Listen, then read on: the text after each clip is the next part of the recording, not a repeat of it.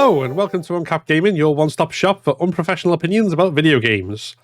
On this week's episode, we are talking about all the latest developments in the new PlayStation Plus, the fact that FIFA and EA have parted ways, the latest controversy over a PlayStation over abortion rights, and the delays with Starfield and Redfall. So, as ever, my name is Phil, and I am joined by Indie's latest superstar YouTuber with his 85 views on his latest video, Lloyd. And thanks, honey. And although he wasn't taken by Lady Dimitrescu, as soon as we went to watch the latest Doctor Strange, he was calling Wanda Maximoff mummy. It's Dale.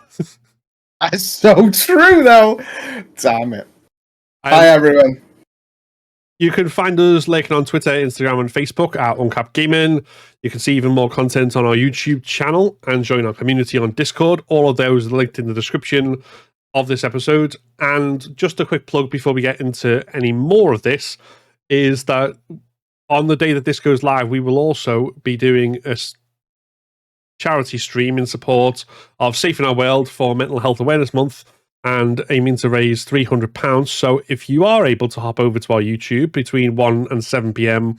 UK time on Saturday the 21st of May, then please do come and join us, hang out. It will be a laugh and we'll be great to have you there. So hopefully you can support us with that. But and before we go into the main topics, the question we always ask, and we will go to Eeny, Meeny, Miny, Dale first. What have you been playing? So do you know what? I've not actually been doing much gaming. Obviously, I started a new job last week, so I've been getting quite a needed back burner from gaming. Like, I've been reading more, I've been gymming a lot more, and it's nice to not actually be gaming right now. I think I needed a bit of a break, a bit of a palate cleanse, but I have actually been playing something. I've not been just, sat around. I could not be not gaming, I finished Legends Arceus, or Arceus, or however people want to argue about pronouncing it. Completed the Arceus. Arguable. I finished Pokemon Archibald. Finished the Pokedex, got all the Wisps.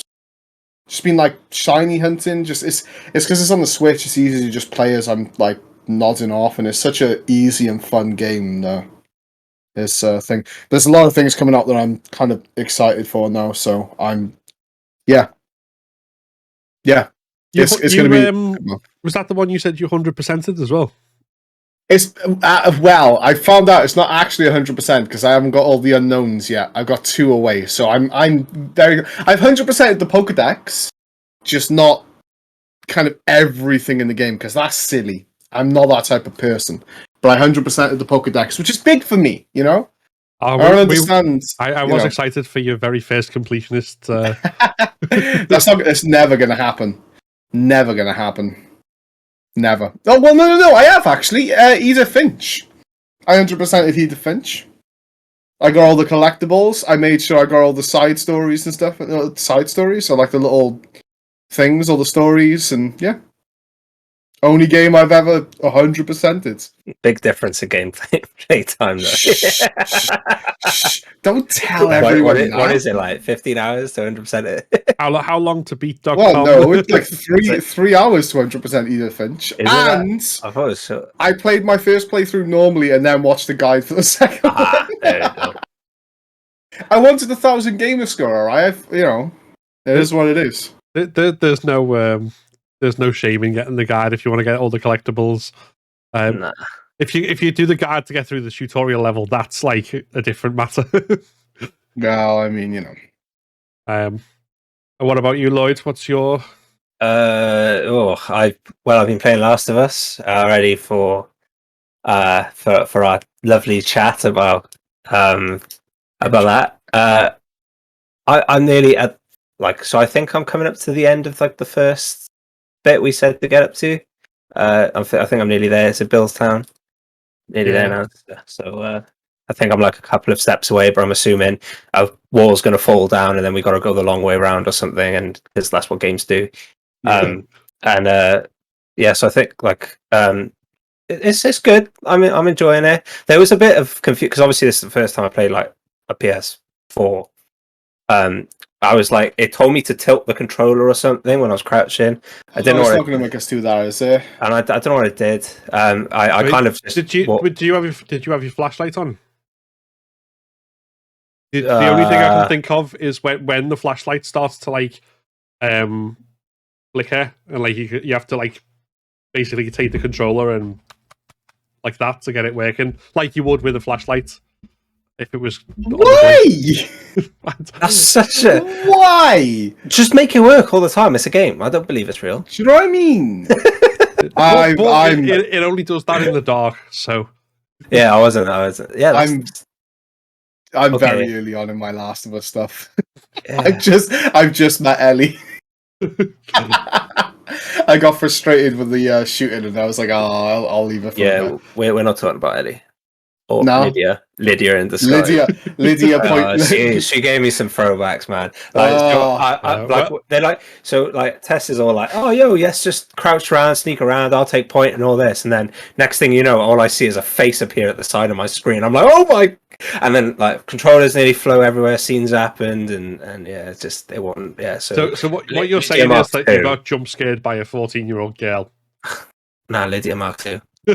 Lydia, no, it's not Ellie. Like everyone is like, "Oh my god, we love Ellie." Her name's Lydia now. Yeah, no, it's just rebranded. Every bad NPC, every bad and annoying NPC is called Lydia. But yeah, other than that, that's me. I think that's all I've done. I got. Yeah. That's fair. I mean, I think it's probably been a quiet gaming week, or 2 weeks, I suppose, for all of us. I have been away, so I haven't been playing any games for the last week. How was your holiday? Oh, it was delightfully restful. Oh, that's nice. It was, yeah. Just apparently, I just basically switched off, like shut down, and went into holiday mode. So that's always a good thing. Like, not a care in the world. So jealous. Obviously, I'm highly strung the rest of the time, but so it's nice just to get away, enjoy the sun. Definitely. Highly recommend it. Plus, it was raining. Yeah. I got 6 months until I go away. That's a long time. It's a long time. Is it 6? Yeah, 6 months. It's May already. What's going on? Yeah, no, I just realised it's like the 18th of May. Yeah, it's like almost the end of the month. Yeah, talking about game. Oh, sorry, go on. You go first. I was just going to say I just got a reminder from a job application that I need to do. Damn, man! For anyone younger that's listening, people say as you get older, time flies. It actually does. It's so crazy. It's like someone's put it on times 2. Yeah, I just left it on. I blinked once in 2019. It's 2022 now. That's where, like, if it keeps going like that, anyone who's like in the like stories about vampires or whatever, people who live for like very long lives, like Thor, for example, by the time, in 1,000 years, he won't even remember who Iron Man is, because it'll be like to us, like that one person we met on holiday 7 years ago, who we can't remember the name of. It's like to think that Iron Man holds a bigger significance than like Jerry you met at the pub in Spain. He did save the world a couple of times, and he blew it up. He did. He did. Okay, yeah, no, there was a 50-50. So you didn't know which way he was gonna go, But warned. We've sworn them. Yeah, true. But in gaming terms, I've had a craving for a game to play, and Lloyd will love this. But I've been craving to play BioShock again, like just absolutely. Saucy, I know it's been like itching at me, and I haven't played 2, and I haven't played Infinite either. And I know they're they're not as good as 1, but they're meant to be pretty good games. Infinite's incredible. It's actually really good. Funny enough, I think why is because I'm reading Jason Schreier's Press Set Reset, his newest book. Yeah. And they talk about he talks about BioShock Infinite in there. And that's probably why I'm craving to play it so much. But yeah, I'm itching. Talking about books as well, the Witcher series is 99p on Kindle at the moment. Oh, you'll have to link me there. Yeah. I'll pick that up. Just for anyone out there as well who's a Witcher fan, 99p. Yeah. Damn. Nice. So yeah, I think that covers. Yeah, the only thing I've done on gaming was like a little bit before I went away, and then after when I came back, I was kind of casually playing a whole game permadeath attempt on Last of Us 2 because I thought if I'm not on a stream, I might have better chance of. Is this the clip? Is this the clip? Is this the clip? So for anyone who's not seen, I did get further than I did on my streams when I did because I died an area called Hillcrest, which is notoriously very difficult anyway. But I got further than that, and then I got into another area, and I was like being quite careful. But I wasn't quite careful enough. I got spotted, but then I thought, okay, so I'll run away from there and be back into cover. And there's this one little jump you need to do, which is a really simple jump from one side to another. Except that I aimed Ellie wrong and crashed into the wall and fell, plummeted to my death, and lost 4.5 hours of progress. Did scenes happen? Controllers get thrown. in edit, if you remember, sorry for the audio listeners, but can you clip it in because it is stupidly funny because we get no context. We just see the death, but we know that you're literally in the background, just like, oh my god, what the. It's great. I love it. If you don't see it on the video, that will mean I've been a terrible editor and forgot, but hopefully you've just seen it. Terrible, Phil. Terrible. Yeah. But yeah, it was just that moment of like I saw where like the edge of the area, the edge of the hole was there, and Ellie just sort of hit the wall, and then I immediately sort of that sinking feeling in the pit of your stomach, and then just this death scream. So yeah, my reintroduction to gaming after coming back off holiday was not the most glorious. Don't worry, it happens to the best of us. Oh! Talking about gaming, I tell you what I did try was that Track to Yomi. Oh yeah. What do you think? Yeah, I did. It's okay. Yeah, it does the same thing kind of over and over and over again, but it was all right. It was cool. How did you get on with the mechanics? Because you've got a easy block quite precise. It's pretty easy. Like the grace window for the block is quite stupid, and I was playing it on one down from the hardest, and I didn't find much trouble in it. I could the middle pretty one? much. No, not the middle one. I think there's 2 levels of difficulty. Oh, it might be the middle one then. It was whatever the hardest was. It was the one below that. Yeah, I think there might have been 4. Yeah, so 4, it was like hard and then a harder mode, but it was okay. It like the scening, the voice acting, the game all looked beautiful. Yeah, the combat was good at first, but then it's just the same. I think, it kind of lends itself to the genre of film it's based off a lot more than being a great game. Exactly, but I can forgive it for that. It's a good game. Not. It made me miss a genre of film I've never watched. Do you know what I mean? I've never really watched those old samurai black and white films, and I was like, "Yo, I just want to sit down and watch 1 or 2 of these films now." But yeah, it was good. Sorry, that just come to mind then because I saw the Game Pass logo on the bottom of my screen, and I was like, "Oh, I've played games." Well, I should hope so. That's what we're here for. Well, on the subject of games and all such and subscription services, actually, first thing on our list to talk about is we have had more news. We talked on previous podcast about PlayStation Plus changing PlayStation Plus and PlayStation Now merging together into one service. So the online stuff and the game streaming services all bundled together. And we've had a couple of pieces of news around this. One is about the kind of lineup of games that are coming to the service once it officially changes over to the new format, which will vary by region. I think that there's no one worldwide date when this happens, but for us in the UK, that's June, I think. 23rd, yeah, 23rd. So that we've had a list of games. I don't know if either of you had time to peruse. I haven't actually. No, I saw a lot of people talking about it, and I think there was a bit of a mixed reception. But I haven't seen the list, so I can't really make my own thing. I'll pull it up now, actually.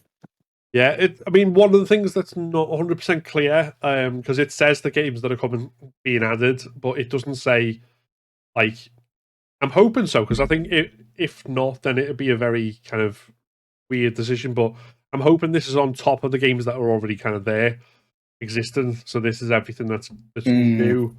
It is hard to tell because some of them look like they're already there, but at the same time, there's some of the ones that are listed which are already there are on the PlayStation Plus collection, which, just to make things even more complicated than the current setup, where there's PlayStation Plus, where you get the online service and then you get free games a month.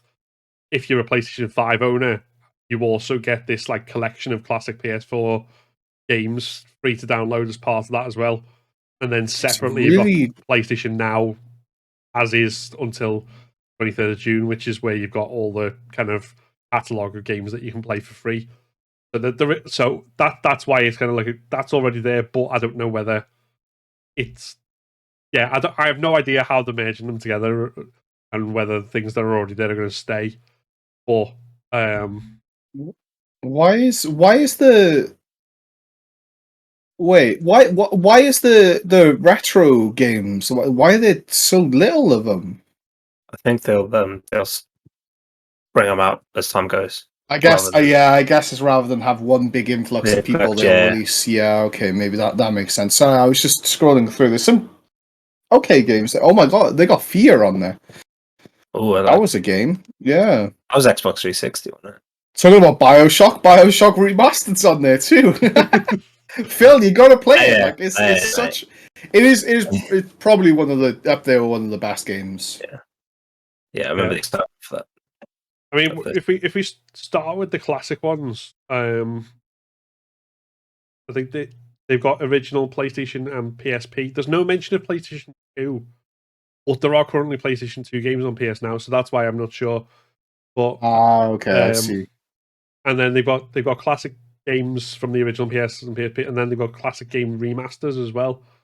Whether that's going to become more of a thing, I don't know. I don't recognize any of the games apart from like Ape Escape. Yeah, I was going to say, what did they do? Go in and find like the most obscure games? What the hell is Siphon Filter? I've never played that, but that name does ring a bell. Couldn't tell you what it's about. It's generic gun game.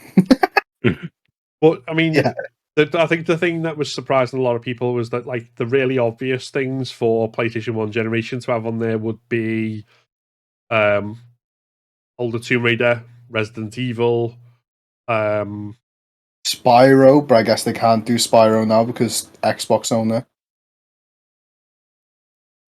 Yeah. Is there anything big coming from PlayStation in the next couple of months?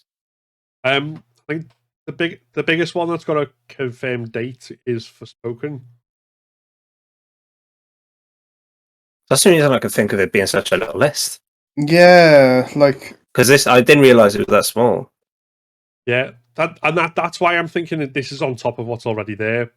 Yeah, because it must be like a supplement to what's there to make it a bit more appetizing to go in on it. You know what I mean? No, it doesn't look like there's much coming out. The Jack games are pretty good. Jack and Dexter.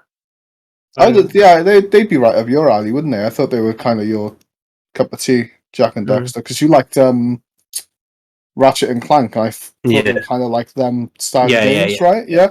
Yeah. I only played Jack and Dax. I didn't play the other ones, but Yeah, no, that's fair. That's fair. yeah. But Red Dead Redemption for the PS3. They got Ratchet and Clank for the PS3. Oh, you get Cyberpunk! Oh, you lucky people. We were actually Jeez. talking about that the other day. That's the that's the time. That's the game Oh. demos.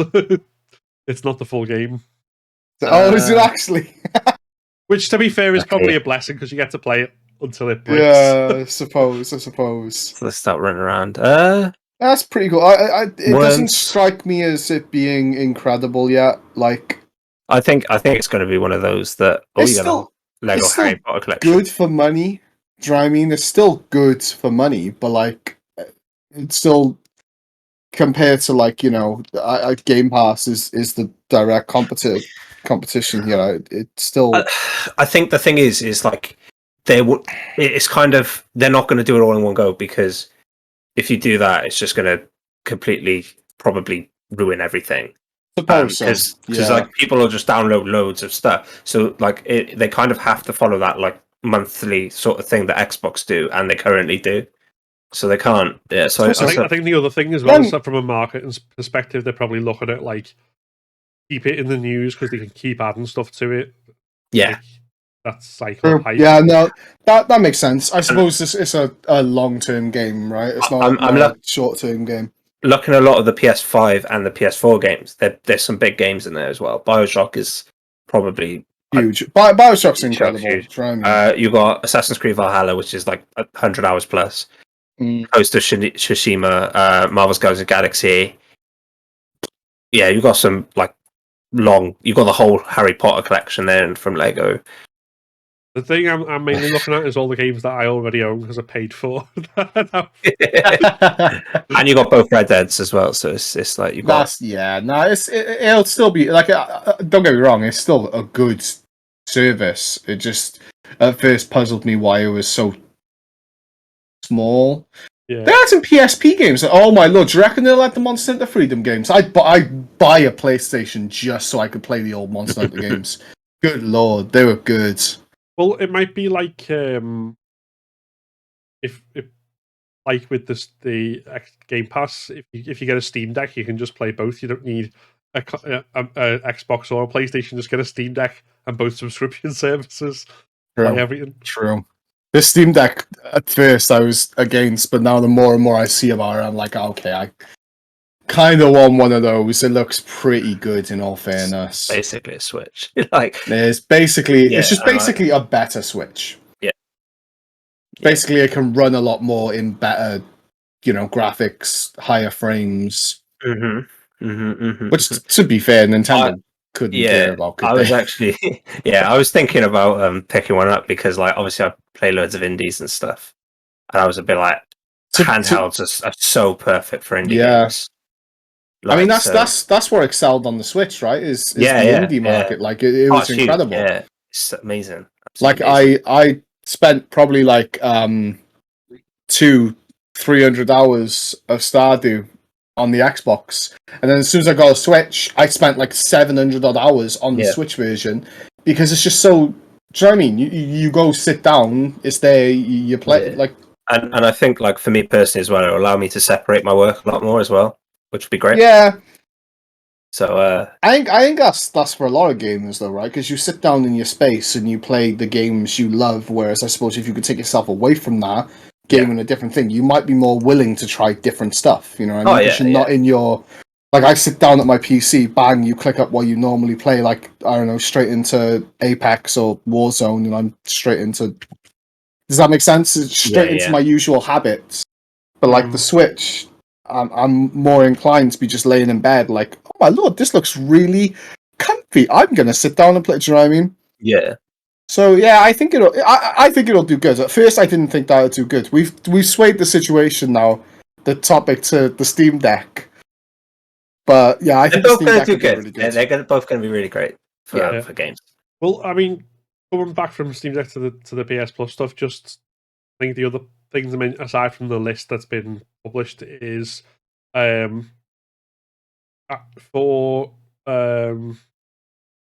extra So there's three tiers. The three tiers of PS Plus. The bottom one is basically PS Plus. Now you get online services. You get 3 games a month. Everything above that, as well as getting all of the other games, you also get access to Ubisoft Plus Classics, which is, I don't know, like, how much of a boon that is, because I've kind of got this stereotype in my head of Ubisoft games being people. I think one game in different like graphical presentations. Yeah, I think people shit on Ubisoft a lot, but they've got some actually amazing games. Yeah, Prince of Persia being up there. Prince of Persia, like the Far Cry games, even though they're quite similar to each other, they're so much fun. If you can just switch yourself off and play like Far Cry 3, let's be fair, was absolutely incredible. Yeah. Stupidly good. Far Cry 4 was really fun too. I think the villains in them are just incredible. I think the fact that so many games have copied Ubisoft's formula for games says it all, really. Like, you can, okay, that like arguably they just rehash and stuff, but like I think there's still elements of like good storytelling in them. There's great characters. Like I think the Assassin's Creed, for example, like it didn't stop at Ezio. There's so many other great characters in there, but I think everyone just kind of hung up on Ezio because it was who we spent the most time with. But so I mean, you can't fault them, really. Yeah, Assassin's Creed Valhalla is one of the ones that's on there, which is I think probably until recently, until I got played more Resi and Last of Us 2, that was easily the game on PS5 that I'd spent most time on. It's a big game. I think I put like 60 hours into that and didn't even get like halfway through, and I put 100 in, and I think I completed the main story, and that was about it. Yeah, it's like Christmas and New Year 2020 was just taken up by that. It's like, have you gone to a restaurant and they do like the challenge meals, and you're like, yeah, I can do this. Yes, then it comes, and you're like, yeah, I can still do this, and about 4 or 5 bites, and you're like, okay, it's a bit too much, and this is a bit much. Calm down, like, I don't need that many chips. Why are you giving me so many chips now? Come on, chill. Nah. Yeah, Far Cry 3 remaster, Far Cry 4, For Honor. Wait, is there a Far Cry 3 remaster? Apparently so. Since when? Is that like new? I think they remastered it when they did the whole like PlayStation thing. I think I might be wrong, but it's I'm not sure. It doesn't have a date on it, but so there's also For Honor, South Park: The Fractured But Whole. Oh, you're in for a treat there, son. Oh, they're so funny. Yeah, check them out. Yeah, you and D would love them. Oh, they're so funny. Damn, they cut so deep as well. I forgot that was so Ubisoft. Good. Yeah, Ubisoft, innit? And The Crew 2 and Tom Clancy's The Division as well. I didn't like The Division, but I know a lot of people that loved it. Sorry, go on. Go on, no, go on. I was going to change subject. It's fine. No, I was just going to say. I was going to say, don't Ubisoft own Rayman as well now? Yeah, why is Rayman again? Rayman's done like a Sonic thing. Yeah, he's kind of. Now Sonic's doing the good thing. Rayman and Sonic were the same. Yeah, then disappeared again. I don't know. I only ever played the one Rayman, I think, like the original one.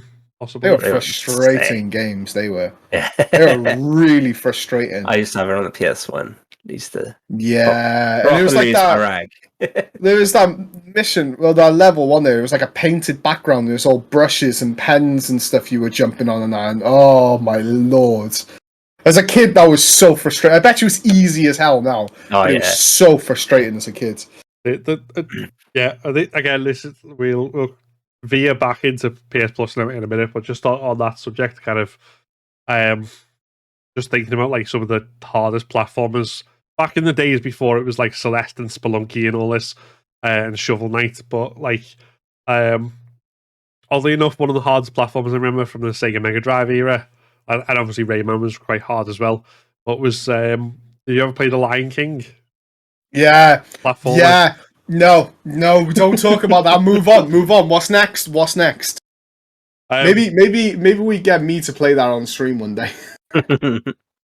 That would be a good punishment. Jeez, that was awful. It was a great game, or I had great memories of the game, but it was so difficult. Yeah, that's what we'll have to look at some points. Is like the top 10 hardest old school platformers. So they remastered it, right? They remastered that and Aladdin, didn't they? And packaged them both as a game. Yeah, I They think did, didn't they? Because I know people were Aladdin's loving another that. one. Yeah, Jesus. Which, yeah, we got completely off topic there, but we Well, I mean, I guess not, because we're talking about like Old school games. PlayStation, and I guess these are games so they could look at, ads in at the one point, But yeah, no, I think PlayStation Plus will do good. Right now, it looks a bit underwhelming, but I think you might be right. They're doing the long game and trying to build it up over time, marketing, and all that jazz. But it's still good value for what you're paying. I think it works better for the customer this way as well. Yeah, and I just think we're a bit spoilt with the way the Game Pass is up now. Do you know what I mean? I But then you gotta look at it. What we'll have to do is when it actually sort of day one, if we get the full lineup up and have a look, and we can talk about it on a future episode. Yeah, that might be a good. We dedicate the episode to going through the games, and we'll do a tier list. Oh, that'd be we'll fun. play 10, that won't be controversial at all. 10 minutes of every game, and we'll do a tier list. Yeah, do tune in June for like the longest podcast episode we will ever record. Well, I mean, June's already going to be dedicated to a Monster Hunter episode anyway because of the Monster Hunter DLC. So you're all in for that treat. That's happening. I'm speaking the entire episode about Monster Hunter. It's going to happen. And we're just going to sit back and nod the whole time, not say a word. Every now and again, Lloyd will go, "Oh, I know that one. Yeah, okay, cool." Yeah.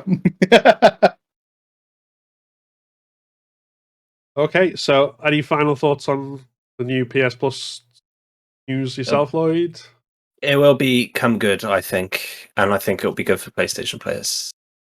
Yeah, and hopefully it kind of means the end of Sony's current thing about exclusivity, focus on that, and then you see a shift in their thing towards more subscribers based stuff.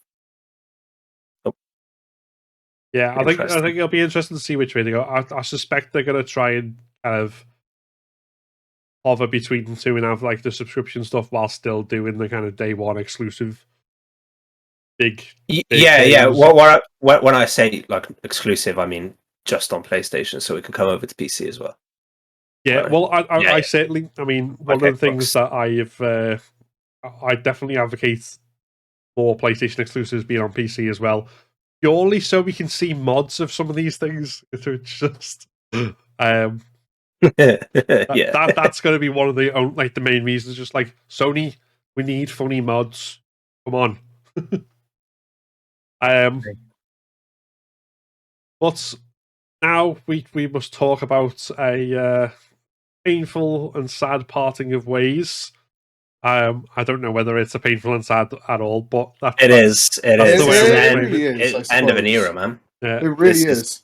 FIFA and EA have fallen out probably more acrimoniously than Johnny Depp and Amber Heard. That's probably not true at all, but they're not they've not got the license anymore. So does that take effect from next year? FIFA 23 won't be a thing then. No, 23 will be a thing because it comes out this year, don't it? September. So that'll still be a thing, and I think that's the last one then. Oh yeah. 23 is where they're introducing crossplay, and then it'll be So they introduce crossplay, and then it stops. So they're not actually stopping the game; they're just rebranding it. But it will be interesting where I think a lot of things, because a lot of the footballing debate around games was it PES or was it FIFA? That's the big thing, and FIFA has now lost its bragging rights because FIFA was like the official product of the football games, where PES was like a cartoony-ish version where you like could make your own kits, and you had like for example for Wales you had like Craig Belmont and Brian Briggs and like just random players like that who were basically based off real people, but they couldn't use the names.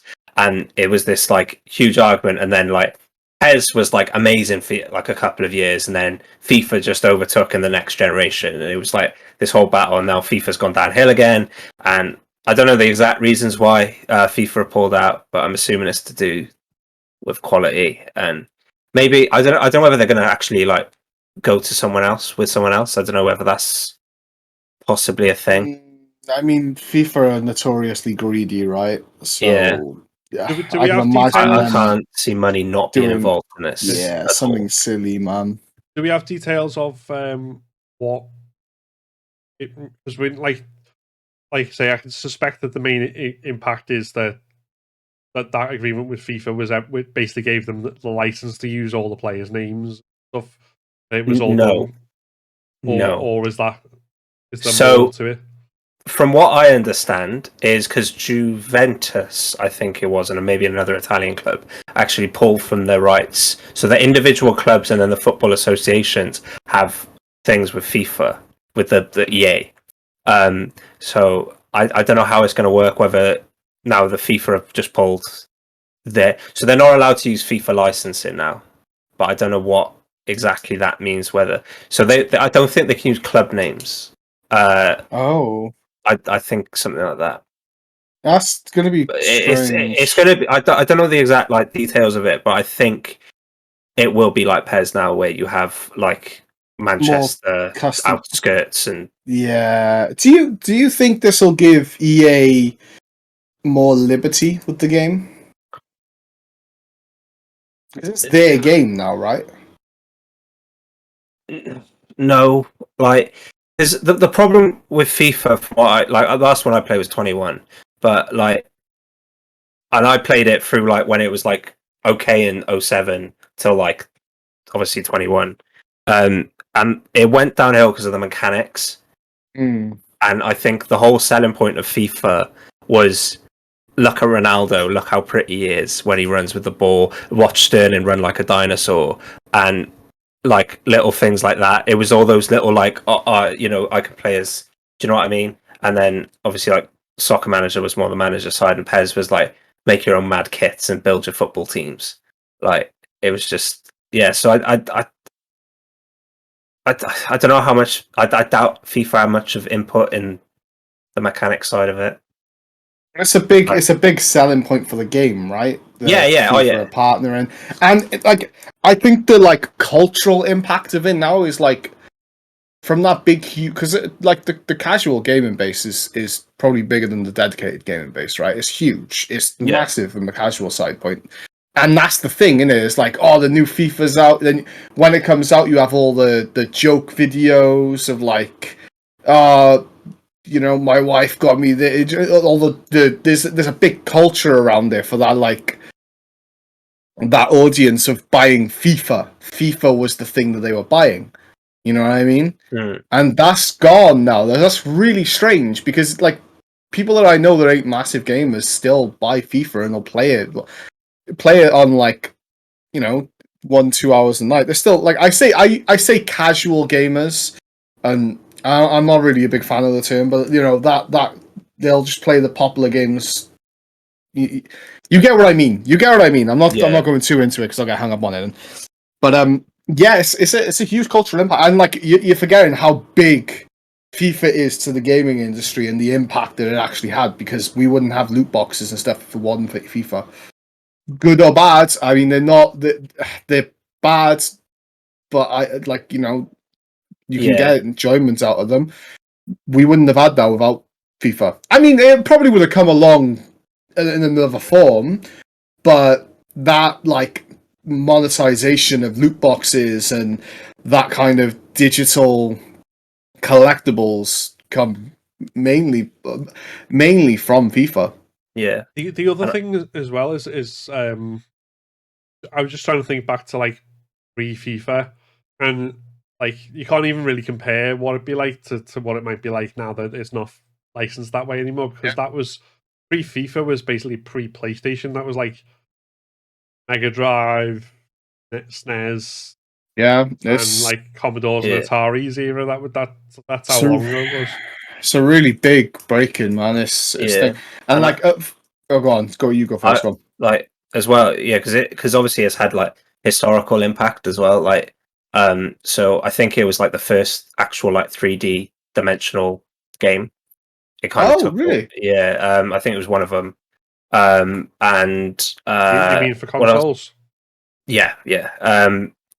And obviously the motion capture, like it had a big impact, I think, in terms of like graphical quality as well. Like in terms of that, because I remember when FIFA 07 came out, man, and like, That was back oh when I my, used to play FIFA too. That oh was. my god, I remember Damn. Who like was on the cover of that?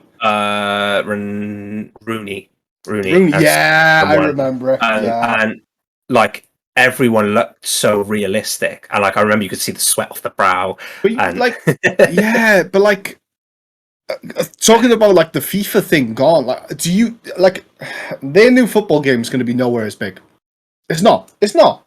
Because like with FIFA, you also had like, do you know, you have all the players opening their cards and they all get like, oh, this is rubbish and oh, I don't like this. You're not going to have that much of a. I'd imagine maybe those advertising rights are going to be gone a bit. Like they're not going to be that prevalent, right? yeah, no. I think the thing is, I think this, what's it called, EA Sports Football Club or something, isn't it? Something along those lines. Yeah, and like I think because I've got a feeling it might be Take Two who FIFA now partner up with for the 2K series and stuff because they did Oh, they Madden. do Madden Yeah, and stuff, don't yeah. they? So I think I've got a. I just popped in my head then. Like, I think it might be Take Two. Who take over, which will be interesting because obviously Madden games are really popular.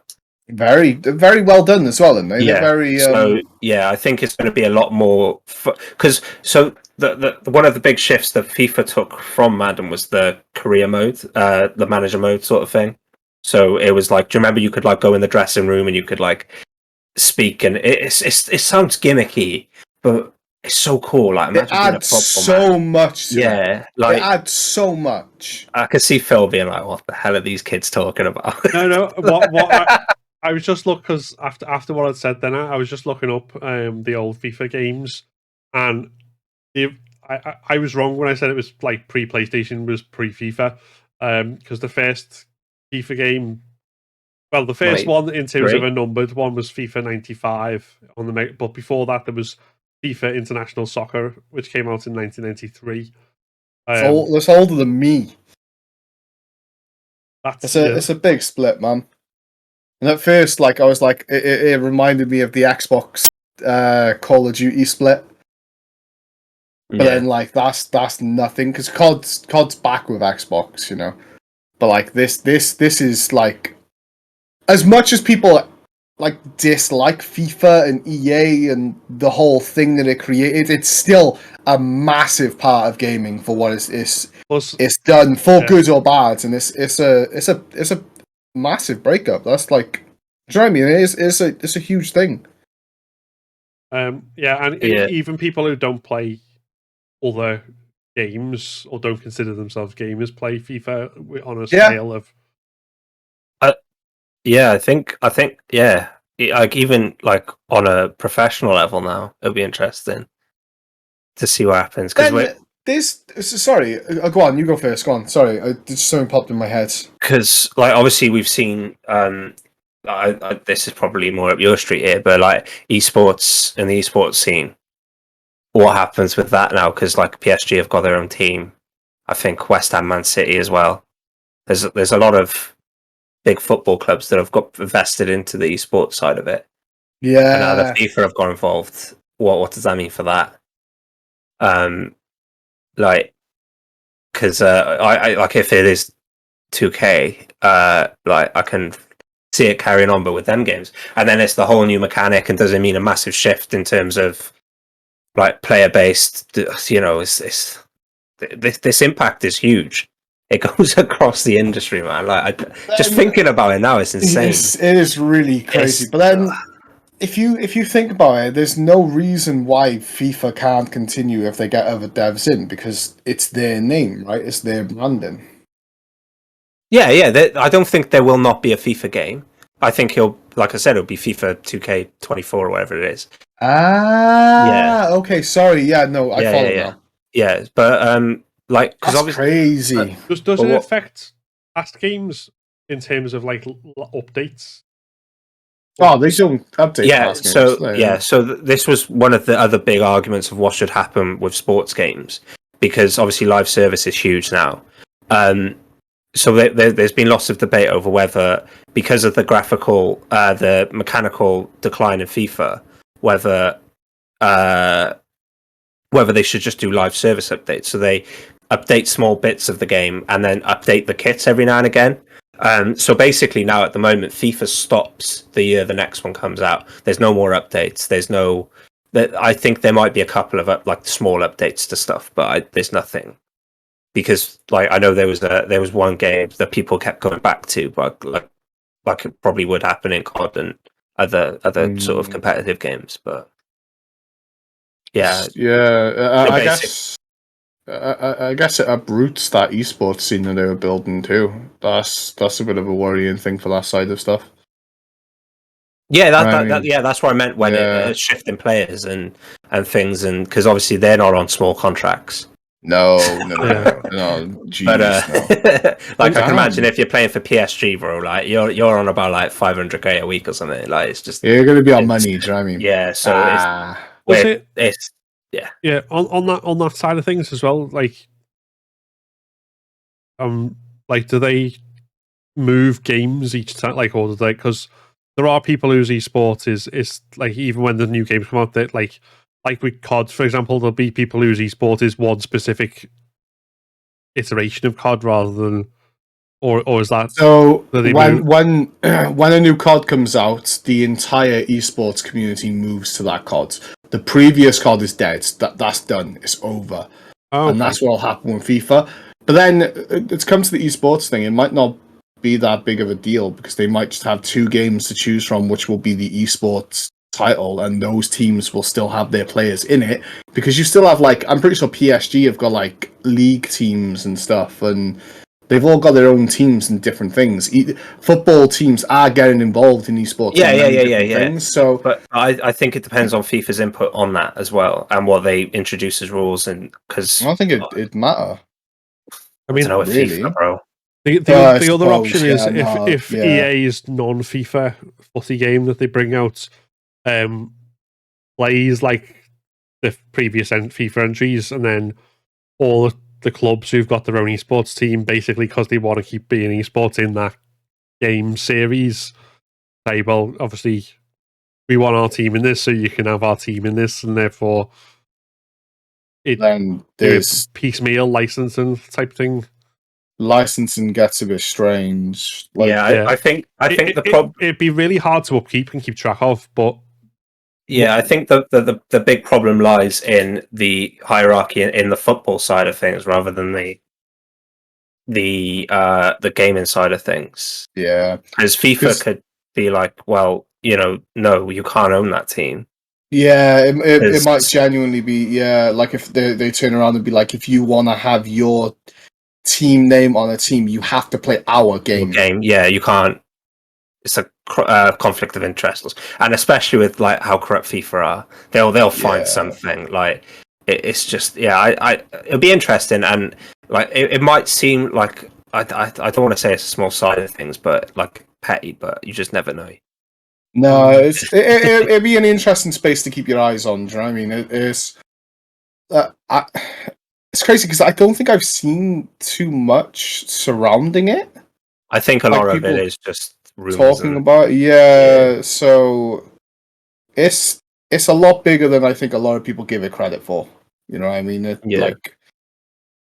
Like I said, for bad or good, FIFA's had a massive impact. You know what I mean? So yeah, it's a bit of a weird one. I never thought that I'd not see a FIFA come out. I thought they just end up going like Call of Duty route and releasing one every 2 years or something. Do you know what I mean? They'd be like FIFA 2022, and then when you update it, it says FIFA 22 plus 1 or something. Do you know what I mean? Yeah. Because it could be interesting in terms of how they do it with live service as well, with that being an option. Whether that's the first introduction of it. I mean, I don't really know. Because I mean, they're not going to give up their ultimate team, are they? Like that's their money. Oh yeah, maker. no. Do you know what I mean? That's like I remember reading somewhere that like the percentages of money that actually makes compared to game sales and stuff is redonkulous. I'm not going to spit out some things because I'd be making them up, but I remember them being absolutely stupid.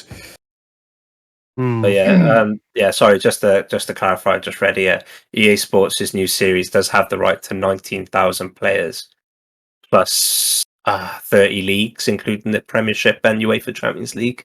So I don't know whether it's actually going to be that big of a shift in terms of. I just read that.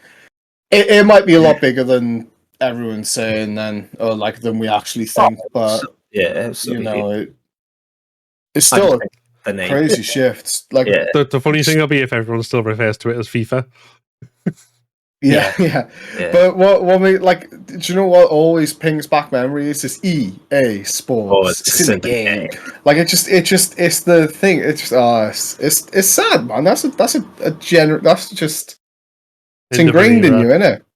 Damn. Yeah. But yeah. Going from Well, I was going to transition like I was hosting then. Damn, I was going into host mode. She. Well, if I can do the transitions, no, go on. I was just say, all things must come to an end, including this segment. That was good. I like that. Like, comment, and subscribe if you like that. I'm doing the plugs, guys. Thank you, Dale. Thank you very much. No worries, I got you. But more big kind of. I don't know whether the FIFA thing classes as a controversy as such, but this definitely does, and of a very different nature because we've had. It's not the first thing that's come out in terms of game development and game companies and the recent debates and concerns over abortion rights, but it's certainly the biggest one at the moment. From Sony, there's two elements to the story. So we have. First of all, PlayStation CEO Jim Ryan sent an email to employees on Thursday. I think this must have been Thursday the 12th, where it was about encouraging them to respect differences of opinion over the issue, and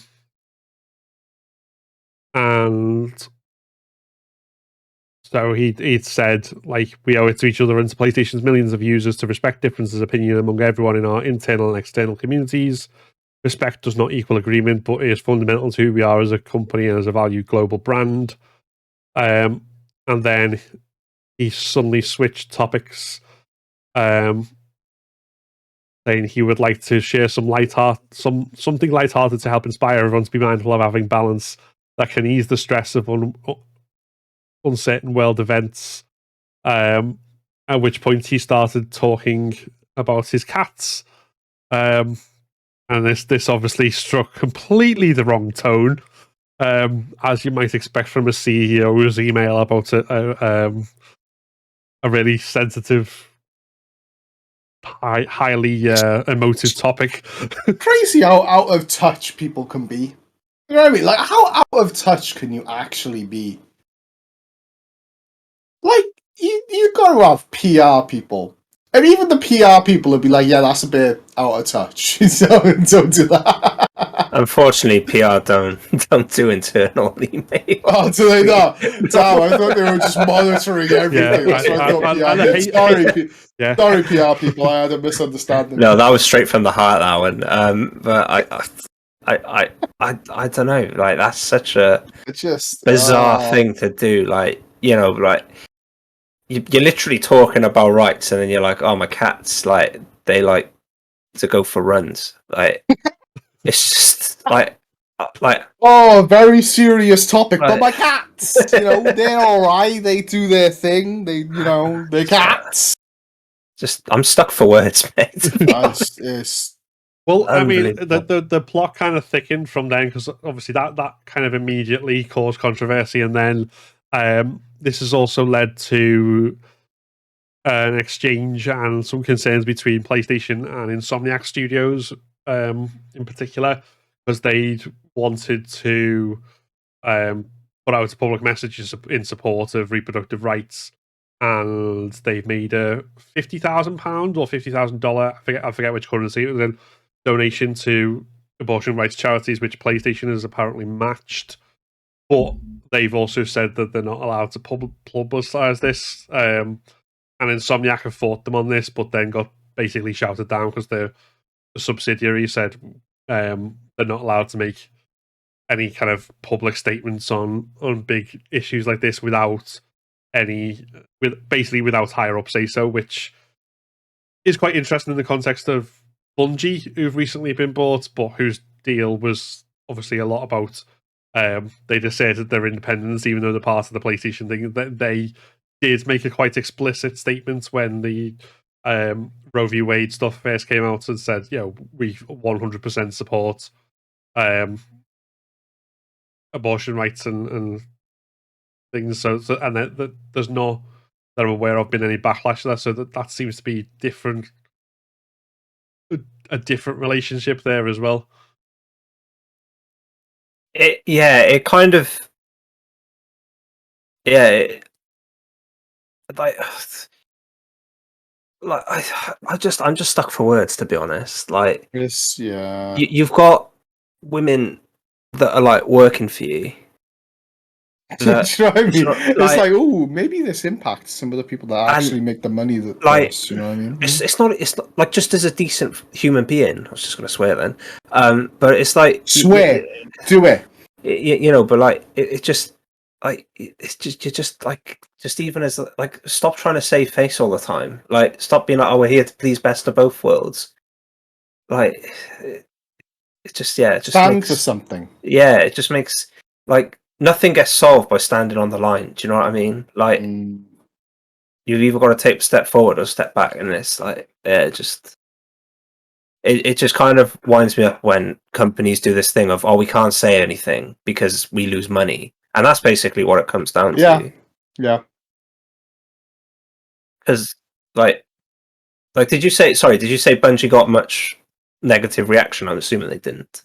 No, but like nothing was said. But like Bungie just made the statements, and I think there wasn't really anything other than kind of some individual reactions to it. Stuff like there was no reaction from PlayStation when they did that at the time. All right, okay. And then with Insomniac, I know Insomniac employees were like saying, like, say, right, does this mean because we're now under PlayStation, does that affect our freedom of speech as a company and all this sort of stuff? If we come to Xbox. Come to Xbox. You don't need PlayStation. Come on. They like buying studios. Come over. It's fine. Don't worry. Just like, give me an Xbox Spider-Man. Do it. Damn, just take away all those annoying collectibles, man. Jesus. It was a good game until you did that to me. Jesus, man. Until you were like, beat up this guy. Like, this is so much fun. And it's like, wait, stop. Maybe you should go get a backpack or two before we'll allow you to continue. It's like, shut up! Let me play the game! But yeah, I mean, obviously, this whole issue is like, in America in particular, is a big concern right now because the implication is if the Supreme Court overturns this decision, which is like Roe v. Wade, which basically case law, like that case decided that there's national abortion right, it's overturned that, it goes back to individual states, which means like a lot of them will then outlaw abortion, which means, well, puts women's health at risk essentially in a lot of situations. And then this is compounded by like there are some states which are considering not only doing that but also trying to make it illegal to go out of state to get the abortion, like to trap people. I did see that.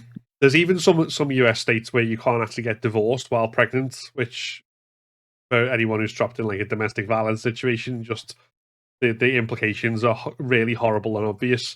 And ironically enough, those places, you can't get divorced while pregnant because that means that they can't make a decision about the custody of the child until it's an actual child, even though the other law that they want to enact is saying that it's already a child, therefore you can't get rid of it. So, but with all that, the thing for PlayStation and any other employer is, I have women working for me who are potentially going to be affected by this, affect their health, affect their mental well-being, and might get see them. And lots of companies are coming around and saying, right, we'll pay for people's expenses to go out of state, and if they ever in this situation, Yeah. And PlayStation have said, respect each other's opinions. Here's my cats. Dumb. It's stupid. But yeah, but like if I was like I'd feel massively like insecure working for him now, because like that like that's your health on the line. Do you know what I mean? And it's like, well, like human alive and cats running around the street, like they're there, and that's how seriously he's obviously taking it. And it's kind of like, and they're not, we're not allowed to make a stance because it affects. It's not going to affect their paycheck, the person who's affected by it, but it's going to impact the shareholders, and like it's just such a. I bet you. I know his line of thought. I know what happened. He saw this. He was like, "I need to quell this quickly," and he turned to his right, and he had one of those Grr Monday cat things, and he was like, "Whoa, those poorer people love cats. Let's tell them about my cats." Google cat story. Yeah, that's what happens. Yeah, it's just the rich being out of touch with humanity. Let's be fair. Oh, just jeez. One employee said they'd never been so mad about a cat's birthday before. Oh, damn. Yeah, so it's just like yeah, madness, absolute. Like, yeah, I mean, it's unfortunate that you can kind of see where a lot of it comes from, because there's every time someone to do with games takes a stance on anything that's other than games, then the people immediately come up and go, well, why don't you just focus on making games, so don't bring politics into this, or whatever it is. yeah, we and see that's a obviously lot. the market that they're kind of worried about. And it's like, Oh yeah. but yeah, it's you can't avoid something that's gonna. It's like if if it was about the politics of, I don't know, something really trivial like the local zoning laws in one county or something like that, then obviously PlayStation shouldn't take a stance. That's completely ridiculous. Or if it's about something that could affect like their employees and player base on a whole wide scale, then I mean, I think obviously corporations aren't your friends, whether they're PlayStation or Xbox or Disney or whoever. But usually Phil's a good friend of mine. And I'll have you know, me and Xbox are on first name basis. One way though. Yeah. Sorry, go on. They only know my username. No, I get you. It's just yeah, but yeah. So it's like, it's not like PlayStation stance is going to change the whole debate and stop the bad thing from happening or whatever. And they're going to, but it at least means that, I don't know, the people who work for them have got some assurances that something's going to happen better, Yeah. True. Which I think is probably the best you can ask for. Just, hey, people making things I enjoy, don't maltreat your workers or ignore the big issues that are facing them. Leave them to fend for themselves. Just be good. Thanks. Be nice. Just be that's what it comes down to. It's just be a fucking decent human being. I had to swear there. Just be a fucking decent human being. That's all you need to be, man. People are so aggravating. I mean, let's be fair. If it was a dog story, you would have made it much better, because dogs are like high tier. Do you know what I mean? That's it. Dale's off the show. No, I'm joking. I'm I going jest. around the cats. I like dogs as well. Some of my best friends are dogs. Me. I have if there's no more points, I have some breaking news. Yeah. Go on. I'm pretty sure it's breaking news as of 20 minutes ago. 100 Thieves, the esports organization, are developing their first video game. Oh, that's They've interesting. hired John Robinson, John Robinson, sorry, is their COO. They hired Pete Hawley, who is Telltale's old CEO. Oh. And they said, I've not read it incomplete, but this is from Hitmarker, so please don't copyright me. But 100 Thieves plan to stand out in the video game arena by approaching it differently, leading with its content creators and esports competitors as key contributors. It also plans to build in public, meaning updates will be shared along in the development journey. Interesting bet, because that's a very 100 Thieves bring in a lot of money. Jeez, so it's an expensive bet, but yeah, That's cool. That's an interesting way of doing. Like if they're basically the whole development process is public as well. Because the only time you really see that is at the moment is like really small indie developers will like generally share a lot of stuff and modders like in their individual kind of Discord communities or whatever. So to see something which is basically going to be a lot bigger, higher budget, take that approach. Yeah, if I had to put my money down, this is going to be a competitive game. Because if they're leading with their esports competitors and obviously their content creators, but they've said that it's Project X will turn out to be undecided at the time of publication, so it's not official what it is. No one said nothing yet, but more than likely this is going to be a esports game. Yeah, I think they're just putting the building blocks in, and they really yeah. And I mean, you got like Doc doing his game. You got this is really weird, but really cool. It's nice to see creators and other gaming professionals coming into the development side of things. I think. Yeah. It will be interesting to see what they come up. Although I'm going to confess, my main knowledge of 100 Thieves comes from quite recently, where someone quoted one of their tweets, which was like an image of all like the different consoles, like from like generations back to like PlayStation 2 and Xbox, and like they'd given them all numbers, said like which ones were in your house, and someone had quote tweeted and said, "No, I don't want to tell 100 Thieves what consoles are currently in my house, thanks." Okay, yeah, no, I get it. That's cool. I mean, it's Nate shot in 100 Thieves, ex Call of Duty Pro. He's absolutely blown it up. Crazy to see him go from that to this. Obviously, there's other people involved, but like I think Nate was like the main thing. And that's really cool. So I thought I'd lead with something interesting after quite a annoying and I suppose sad tone of a story. Help us out there, and it just popped up. So yeah. Well, unfortunately, we must be, although in a different way, annoying and sad again, because our last item of news is the delays until 2023 of Bethesda's Starfield and Arcane Redfall. Both been delayed until the first half of 2023. Yeah. So, I mean, I don't know much about Redfall at all, to be honest. I don't think anyone does. But I know with Starfield in particular, it was something that people have been excited for quite a while. But then there was also some. Was it?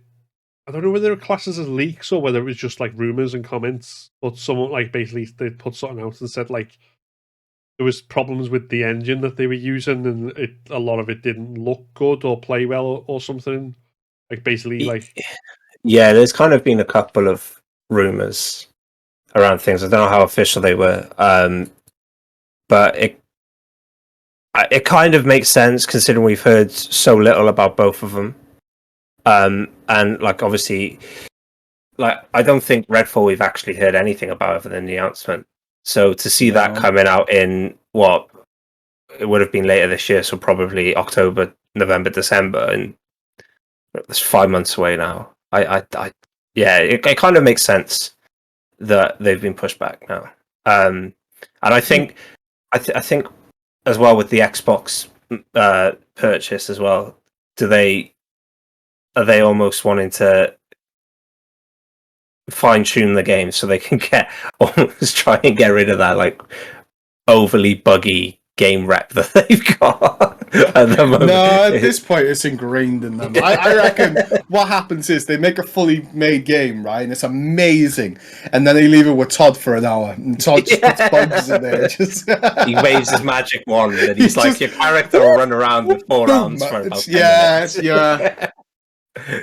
But we take the mick, but they're the most memorable parts of a lot of those games because they're just stupidly funny. Like, was it you, Lloyd, where you had Preston from Fallout 4 swimming down the streets?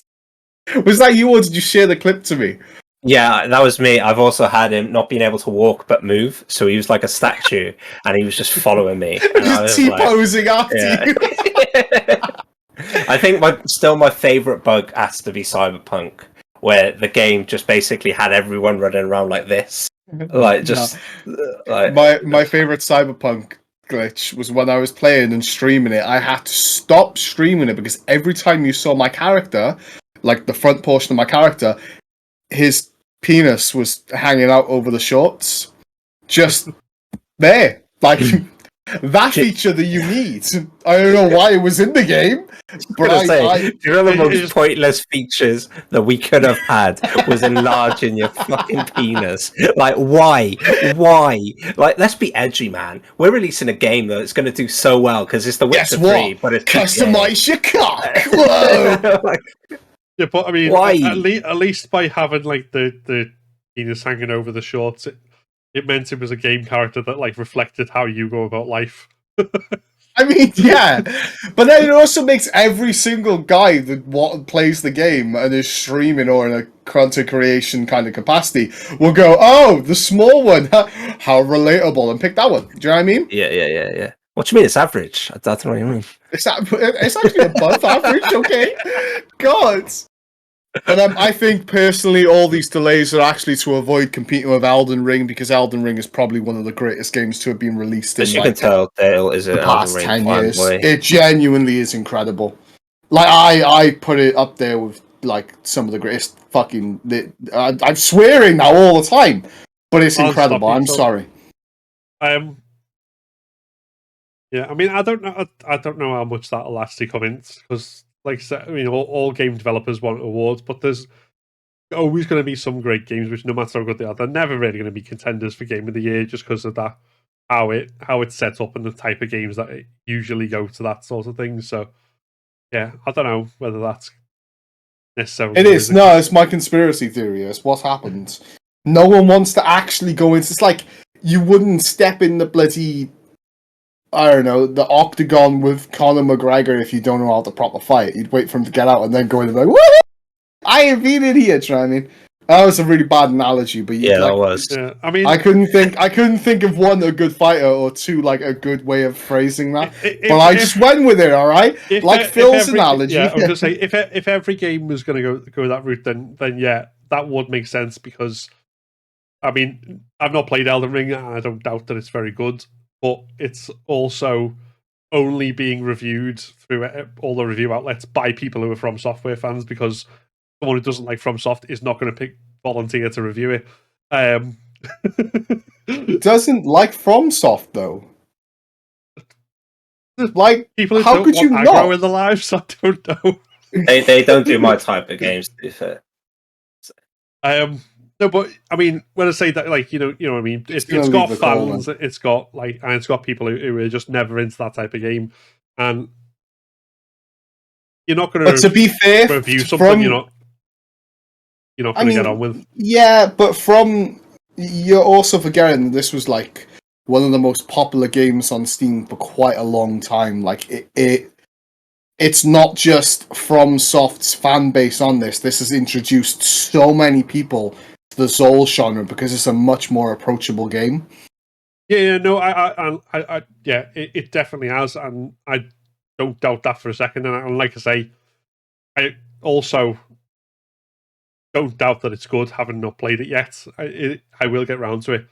But I'm just saying, like, that's one of those things which I think has probably helped the hype, which has in turn probably helped more people who wouldn't necessarily pick it up before pick it up and then find that they enjoy it and all this sort of thing. But I think the review score thing and a lot of the attention that that's got has ultimately come from most kind of game reviewer outlets have the person whose job it is to review FromSoft games, because So difficult.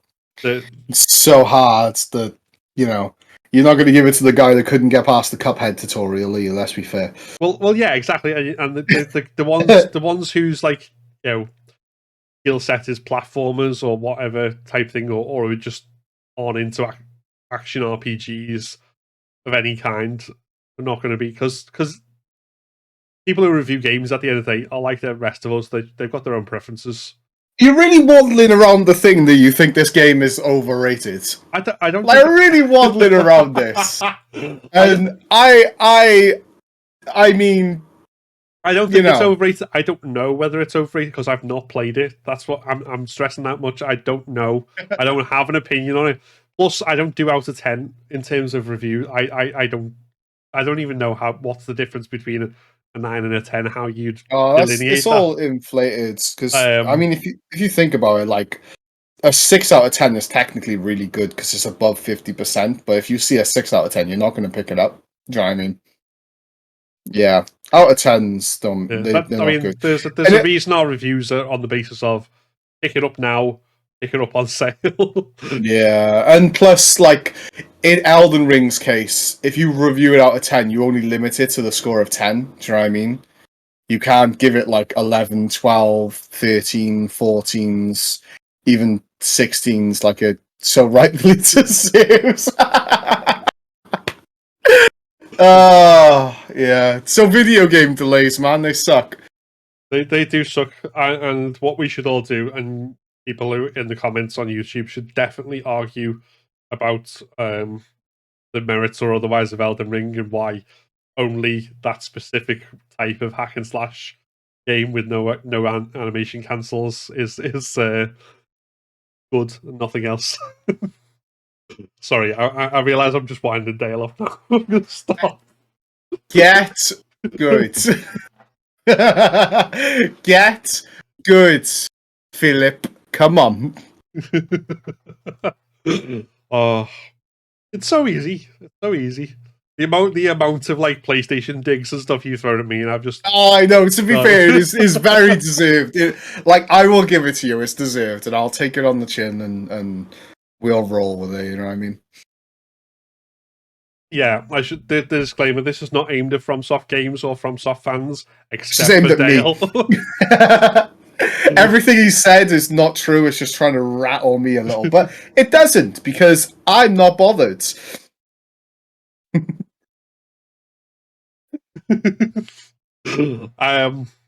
So yeah, that's I think brings us nicely to the end of everything there.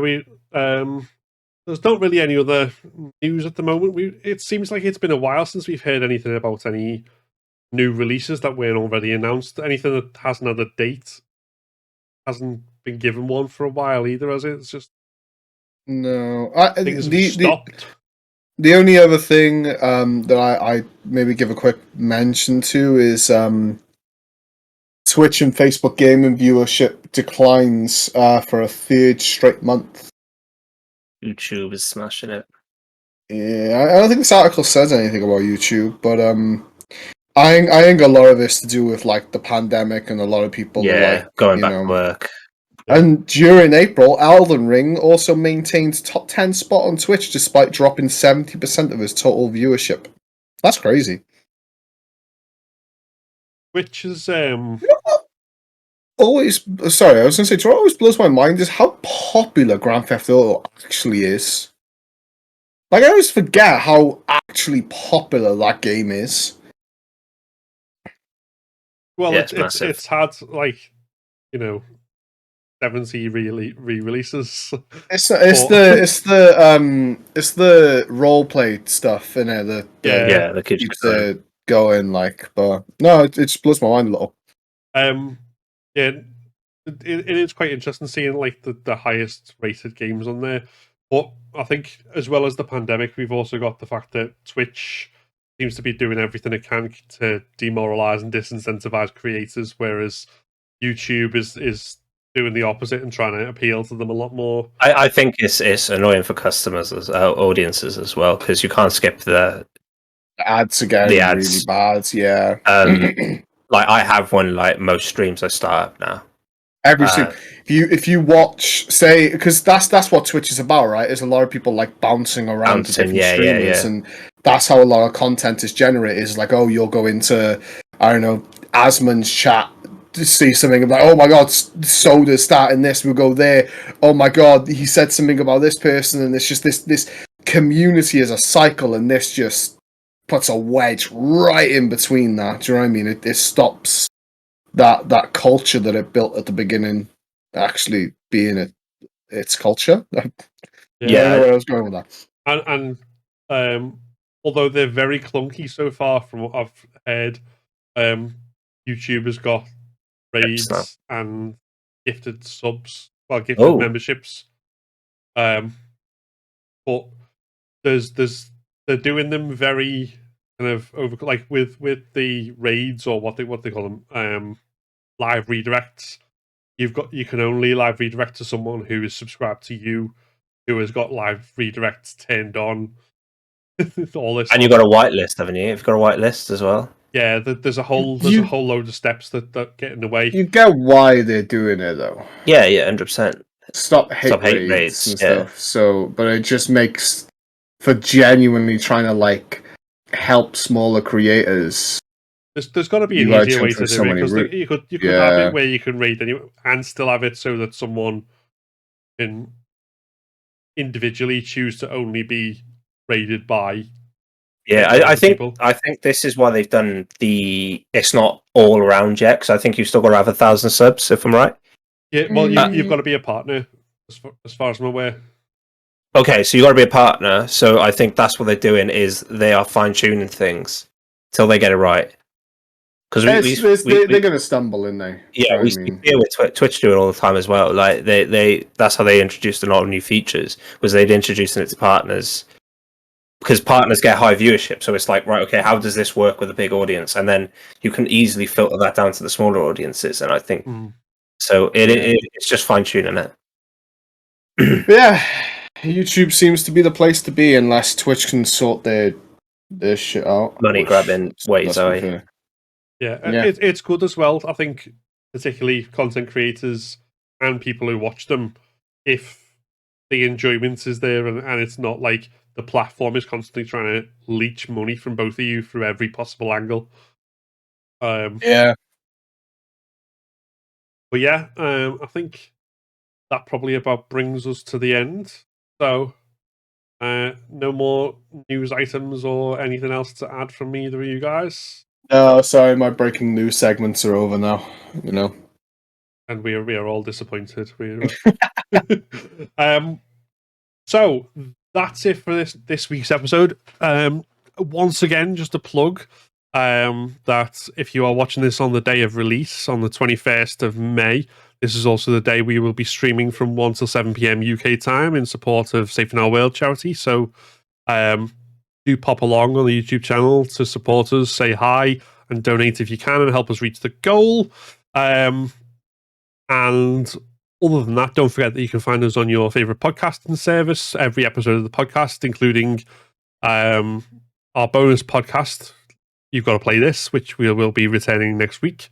And you can also find it on our YouTube channel, along with additional content like reviews, commentary, previews, and more. And check the links for all of this stuff in the description of this episode, and you can also see our Discord server there as well, which is to be part of our community or find us on social media. We are everywhere, and you should join us. So, thank you very much for listening. See you next time. Take care, everyone. Bye. Bye.